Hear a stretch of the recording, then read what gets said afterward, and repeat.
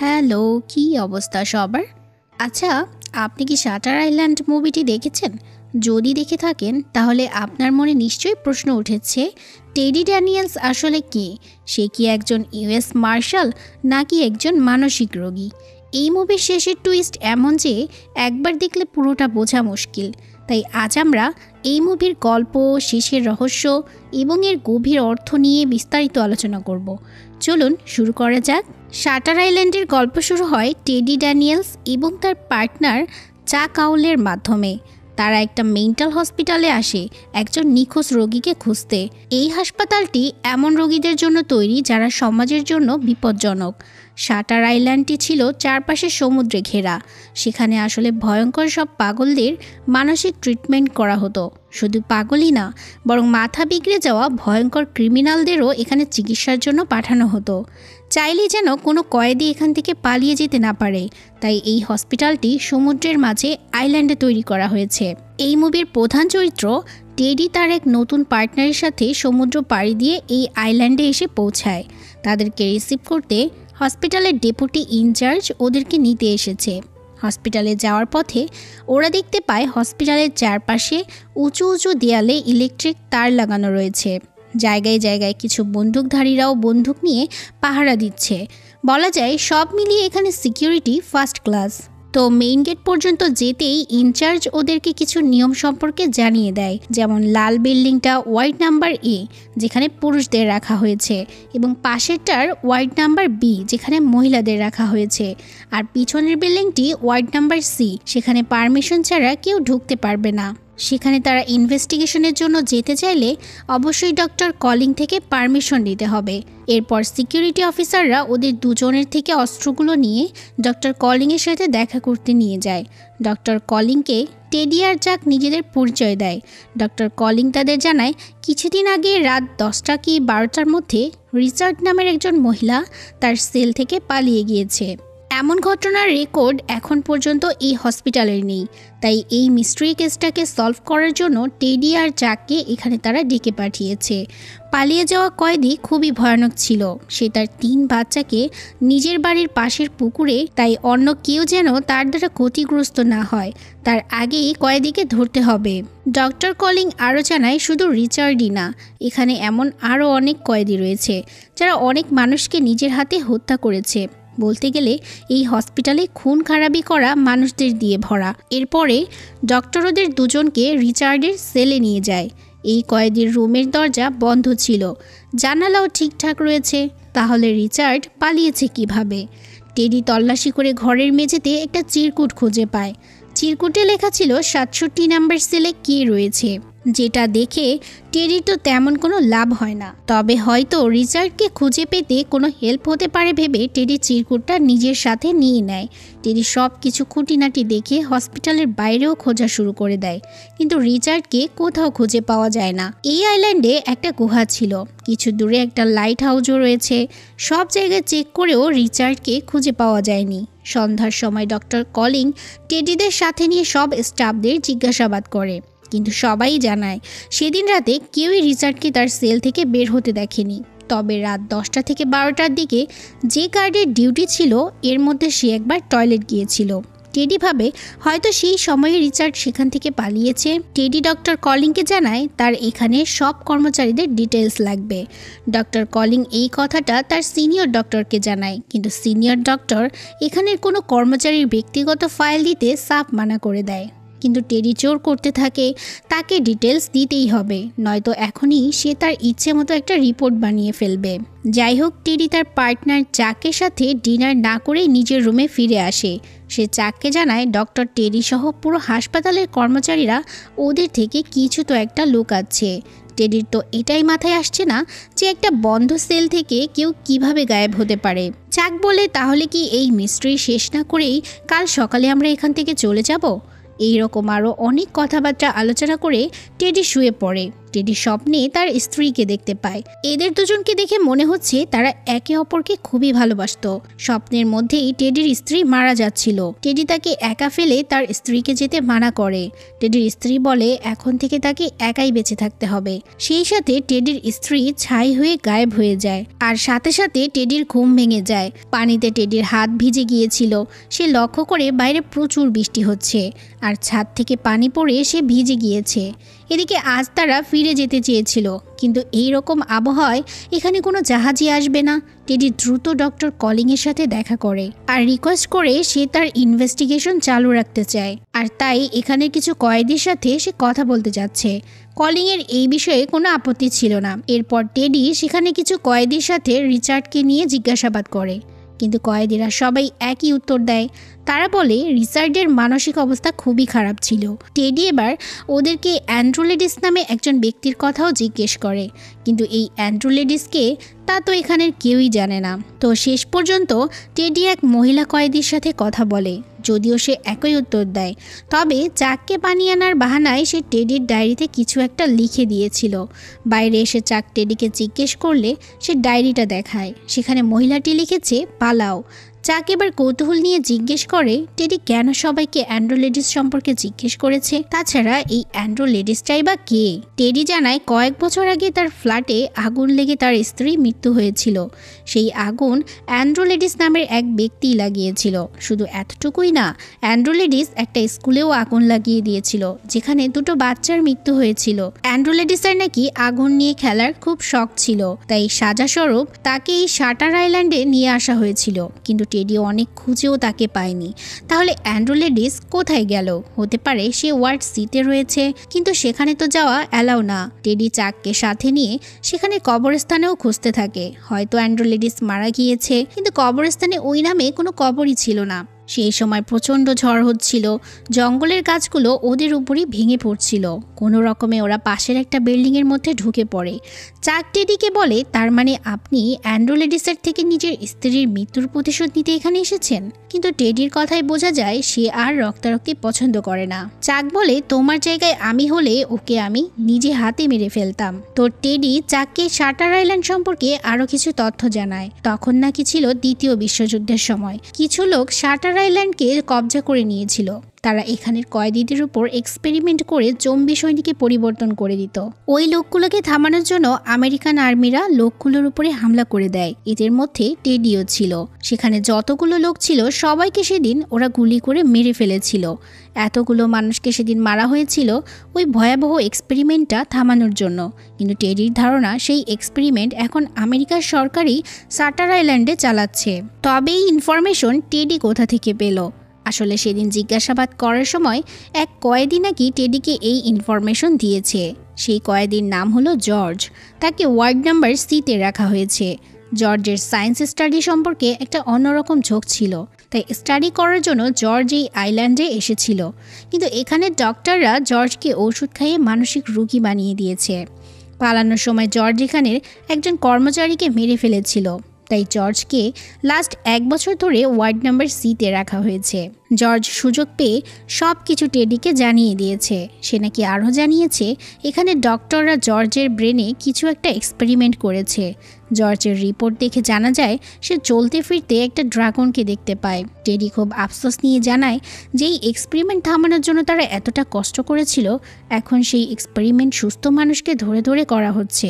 টেডির মতে রিচার্ডের ভাগ্য খুবই ভালো, সে এখান থেকে পালিয়ে যেতে পেরেছে। এত কিছু জেনেও টেডি এখন ইনভেস্টিগেশনের নাম করে এই ভয়ঙ্কর এক্সপেরিমেন্টের পর্দা ফাঁস করে দিবে ভেবে প্ল্যান করছে। ঠিক এমন সময় আশ্রয় নেওয়া বাড়িটির সামনে একটা গাড়ি এসে থেমে যায়।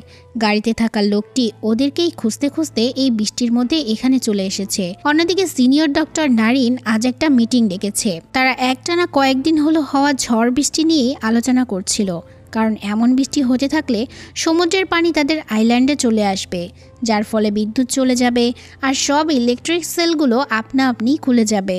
তারা চিন্তায় পড়ে গিয়েছিল যে এমন হলে এই রকম ভয়াবহ 66 জন কয়েদিদের নিয়ে তারা কিভাবেই বা এই জায়গা ত্যাগ করে অন্যত্র যাবে, এদেরকে সামলাবেই বা কিভাবে। এইসব আলোচনার মধ্যেই টেডি বলে ওঠে যদি সব সেল মিলে ৬৩ জন কয়েদি হয়ে থাকে, তাহলে রিচার্ড কেন তার চিরকুটে ৬৭ নম্বর কয়েদির কথা লিখেছে? ডক্টর নারিন টেডিকে দেখেই রেগে যায়, কারণ সে তাদের গুরুত্বপূর্ণ আলোচনার মধ্যে হঠাৎ করেই ঢুকে গিয়েছে। ডক্টর কলিং বিষয়টাকে সামলানোর জন্য টেডিকে জানায় এখানে ৬৭ জন কয়েদিই রয়েছে। ৬৭ নম্বর কয়েদি অর্থাৎ রিচার্ডকে খুঁজে পাওয়া গিয়েছে। রিচার্ডকে লাইট হাউসের কাছে পাওয়া গিয়েছিল। ডক্টর কলিং টেডিকে নিয়ে রিচার্ডের সেলে চলে যায় কিছু জিজ্ঞাসাবাদ করার জন্য। টেডি লক্ষ্য করে রিচার্ডের শরীরে কোথাও কোনো ক্ষত চিহ্ন নেই, কিন্তু সে তো পাহাড় পাড়ি দিয়ে এসেছে। এমন বিশাল পাহাড় সে অক্ষত হাত পা নিয়ে পাড়ি দিল কিভাবে? তাহলে সত্যিটা কি? টেডি তাকে জিজ্ঞেস করে, এতদিন তুমি কোথায় ছিলে? রিচার্ড সেই প্রশ্নের উত্তর না দিয়ে টেডিকে ধরে জিজ্ঞেস করে, তুমি আমার বাচ্চাদের কেন মেরেছ?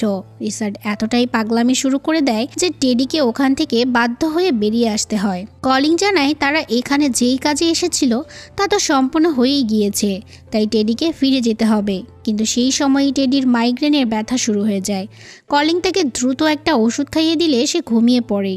অনেক রাতে টেডির যখন ঘুম ভেঙে যায়, সে দেখতে পায় কেউ দরজা খুলে ভিতরে ঢুকছে। আসলে সে টেডির স্ত্রী ছিল। সে টেডিকে জানায় অ্যান্ড্রোলেডিস এখানেই রয়েছে। যেভাবেই হোক টেডি যেন তাকে খুঁজে বের করে মেরে ফেলে। টেডির আবারও চোখ খোলে, অর্থাৎ এতক্ষণ সে স্বপ্ন দেখেছিল, তবে তার চারপাশে খুব শোরগোল হচ্ছিল।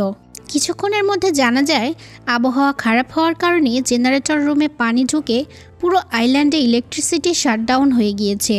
ব্যাকআপ জেনারেটরেরও সেম অবস্থা। এমনকি অনেক পাগল রোগী তাদের সেল থেকে বেরিয়ে গিয়েছে। হসপিটালের উঁচু দেয়ালগুলোতে যেই ইলেকট্রিসিটির তারগুলো ছিল তাও যেন নষ্ট হয়ে পড়ে রয়েছে। এদিকে টেডির তো ওয়ার্ড সিতে যাওয়ার জন্য খুবই কৌতূহল ছিল। সে মনে করে অ্যান্ড্রোলেডিস ওয়ার্ড নাম্বার সিতেই রয়েছে, তাই এই সুযোগটা কাজে লাগিয়ে টেডি চাককে সাথে নিয়ে ওয়ার্ড নাম্বার সিতে চলে যায়। হঠাৎ করেই সেখানে একটা পাগল ওদেরকে ভয় পাইয়ে দেয়। অদ্ভুত বিষয়, লোকটি টেডিকে অ্যান্ড্রোলেডিস বলে পালিয়ে যাচ্ছিল। টেডিও তার পিছনে যেতে থাকে। লোকটাকে ধরে সে মারতে থাকে। চাক দ্রুত সেখানে গিয়ে টেডিকে থামিয়ে দেয়, নয়তো টেডি হয়তো লোকটিকে মেরেই ফেলতো। এর মধ্যেই সেখানে একজন গার্ড চলে আসে। টেডিকে কিছু না বলে সে পাগল লোকটিকে সাথে নিয়ে চলে যায়। টেডি আবারও অ্যান্ড্রোলেডিসকে খুঁজতে বিভিন্ন সেল ঘুরে দেখে। অন্ধকার সেল থেকে একজন অ্যান্ড্রোলেডিস নাম বলে ডাক দেয়। সেই লোকটি বলতে থাকে, তুমি তো আমাকে প্রমিস করেছিলে এই অন্ধকার জেল থেকে আমাকে মুক্ত করবে। টেডি সেলটির কাছে গিয়ে লোকটিকে জিজ্ঞেস করে, তুমি তাহলে অ্যান্ড্রোলেডিসকে চিনো? সে তো এই ওয়ার্ড নাম্বার সিতে রয়েছে। টেডি ম্যাচের একটা কাঠি জ্বালিয়ে দেখতে পায় লোকটি হলো জর্জ, যে টেডিকে পাগলদের এক্সপেরিমেন্ট সম্পর্কে বলেছিল। টেডি এবার জর্জকে ওয়াদা করে যে এই জেল থেকে তাকে মুক্ত করবে আর পুরো বিশ্বকে জানিয়ে দিবে এই শাটার আইল্যান্ডে পাগল চিকিৎসা হয় না, বরং গভর্নমেন্ট মানুষ ধরে তাদের উপর এক্সপেরিমেন্ট করে। জর্জ টেডিকে বলে, ওরা তোমাকে এখানে এমনি এমনি নিয়ে আসেনি, এটা এক প্রকার জাল, যেই জালে তুমি নিজেই ধরা দিয়েছো। একটু ভেবে দেখো, তোমাকে এখানে একাই কেন ডেকে এনেছে? টেডি বলে, আমি একা না, আমার সাথে আমার পার্টনার চাকও রয়েছে। জর্জ বলে, কিন্তু সে তো তোমার পরিচিত নয়, তুমি তার সাথে এই প্রথমবার কাজ করছো, সে জানে তুমি ভয়ানক, এই জন্য চাক কোনো রিস্ক নিতে চায় না। টেডি বুঝতে পারে সত্যিই তো সে চাকের সাথে প্রথমবার কাজ করছে, কিন্তু টেডি চাককে বিশ্বাস করে।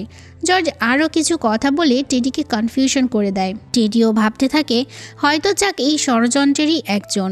অন্যদিকে টেডি যে ওয়ার্ড নাম্বার সিতে পৌঁছে গিয়েছে তা ডক্টর কলিং জেনে গিয়েছে। সে ওই দিকেই যাচ্ছিল। ততক্ষণে টেডি চাককে সাথে নিয়ে সিকিউরিটিদের ফাঁকি দিয়ে সেখান থেকে বেরিয়ে গিয়েছে। চাক বলে, আমরা কোথায় যাচ্ছি?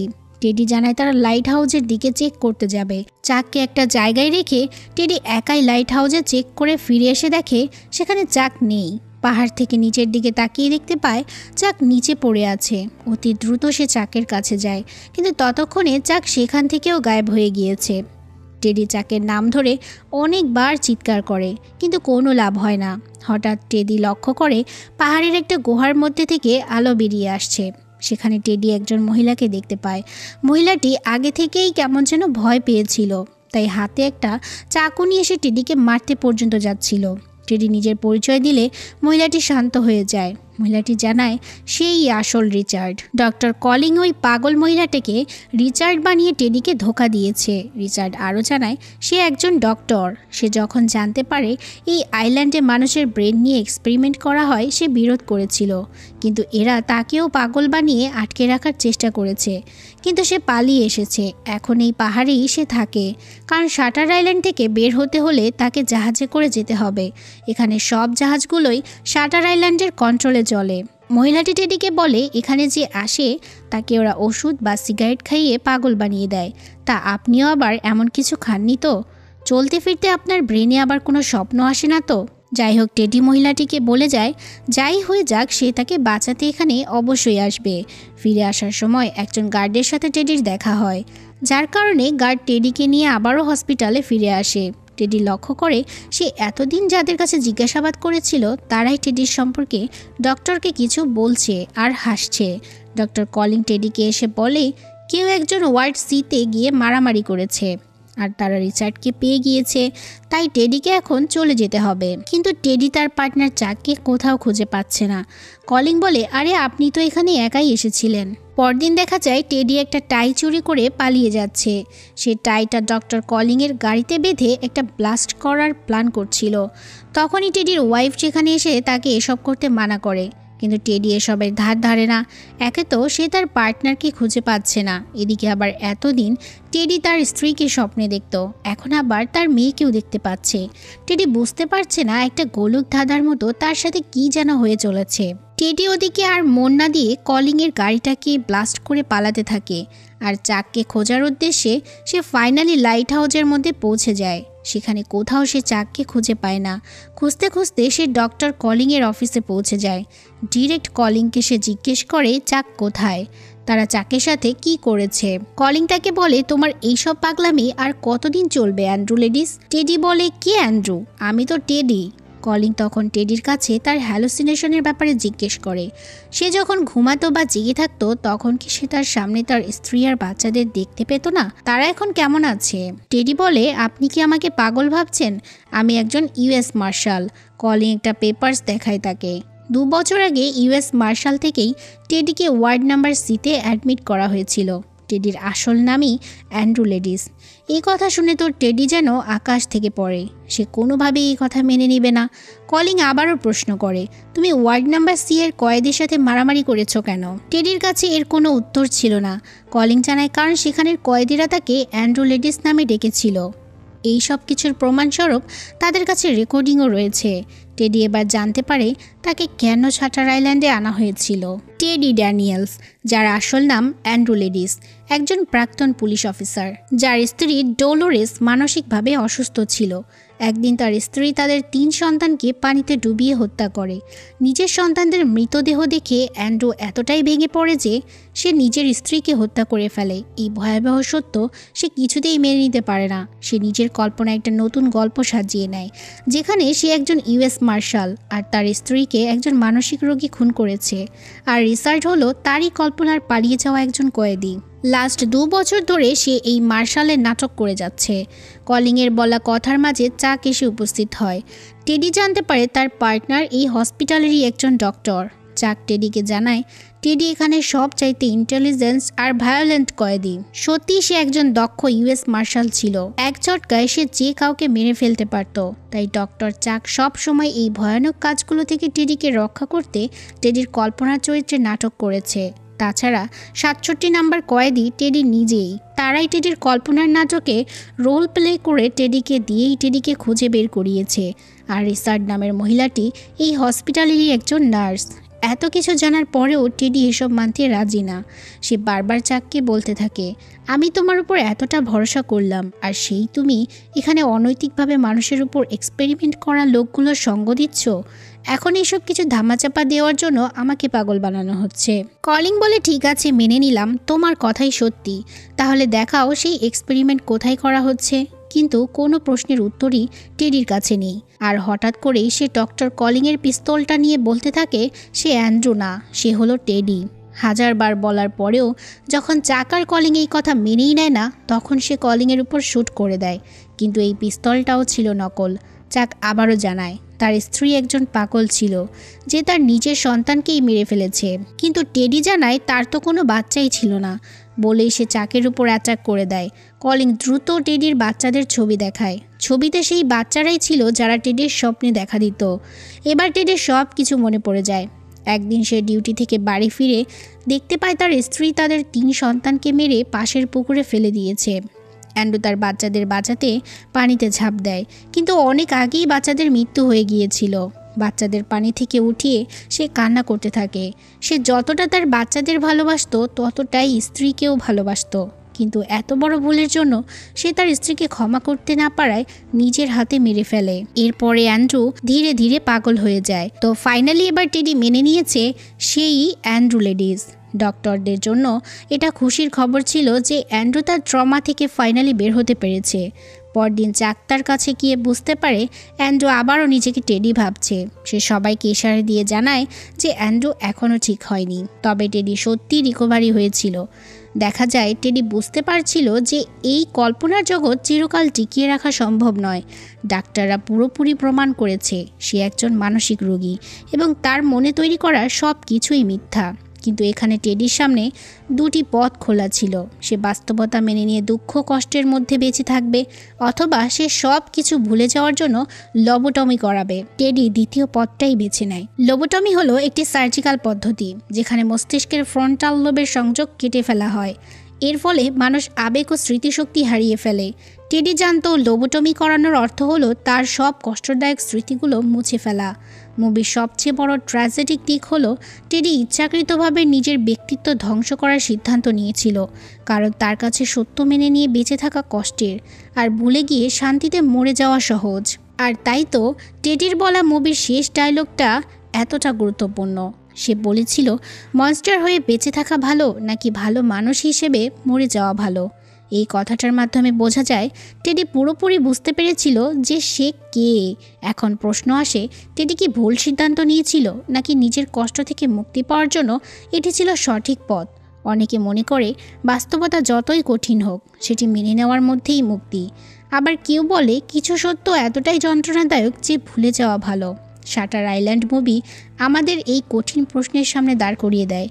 আপনার কি মনে হয়, বাস্তবতা মেনে নিয়ে কষ্টের মধ্যে বেঁচে থাকা ঠিক, নাকি সব কিছু ভুলে গিয়ে শান্তিতে বাঁচা? কমেন্টে জানাতে ভুলবেন না। আজকের মতো বিদায় নিচ্ছি তাহলে। আল্লাহ হাফিজ।